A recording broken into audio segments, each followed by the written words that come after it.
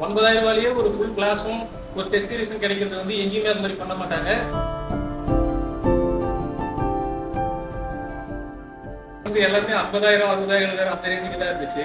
சரி, நமக்கு ஏற்ற மாதிரி ஒரு கம்மி ஃபீஸ்ல ஏதாவது ஒரு அகாடமி கிடைக்குமான்னு தேடும்போது தான் திருவள்ளூர் குரூப்ல வந்து போட்டிருந்தாங்க. நாங்கள் வந்து 51 ஸ்டார்ட் பண்ண போகிறோம், 50% ஆஃபர் போட்டிருந்தாங்க அந்த முதல் ஒரு பொங்கல் டேஸ்க்குள்ள சேர்றவங்களுக்கு.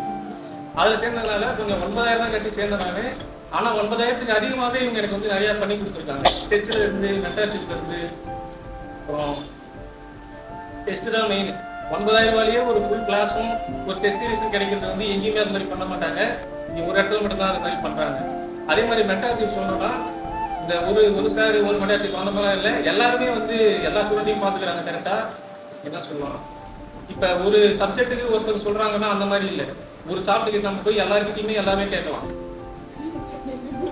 மேமும் அதே மாதிரி அப்பப்போ நிறையா வந்து நமக்கு சொல்லிக் கொடுக்கறத சரி. காலையில் வந்த உடனே ஒரு 1/2 hour வந்து நமக்கு ஏன்னா இந்த மாநாடுகள் பற்றி G7 அப்புறம் இந்த மாதிரி என்னென்ன மாநாடுகள் நடக்குதோ அதை பற்றிலாம் நம்ம சொல்லி கொடுத்துருக்காங்க. அந்த ஒரு வருஷமா நிறைய ஹெல்ப் பண்ணுறாங்க மேம். அப்படின்னு எடுக்கிற கண்டென்ட் எல்லாமே வந்து நமக்கு அதிகமாகவே தான் இருக்கும்.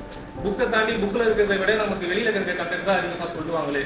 அதுவும் அந்த கண்டென்ட் எல்லாமே பார்த்தீங்கன்னா நமக்கு வந்து ஒரு UPSC குரூப் 1 ஸ்டாண்டர்டுக்கு தான் இருக்குமே எல்லா டேட்டாவுமே.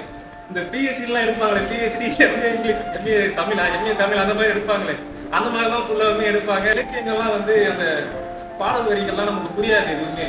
படித்தா என்ன இது ஏதோ ரொம்ப பழங்காலத்து இருந்த மாதிரி இருக்குது, எதுவுமே பெரிய பயிர் இருக்கும்போது மேம் வந்து நல்லா நமக்கு ஏற்ற மாதிரி இப்போ இருக்க தமிழில் இதில் இப்படி தான் சொல்லியிருக்காங்க, இப்படிதான் பண்ணியிருக்காங்க அதே மாதிரி சொல்லுவாங்க. சாரும் அதே மாதிரி தான் இந்த பாரதிதாசன் கண் எடுத்துட்டு போன கதையை சொன்னாரு. அது எனக்கு வரைக்கும் எதுவுமே தெரியாது, வெளியில எங்கேயுமே அந்த மாதிரி நான் கேள்விப்பட்டதே இல்லை. சார் தான் முதல் வாட்டி சொல்றாரு அந்த வாஞ்சிநாதன் வந்து கண்ணை சப்ளை பண்ணுறது வந்து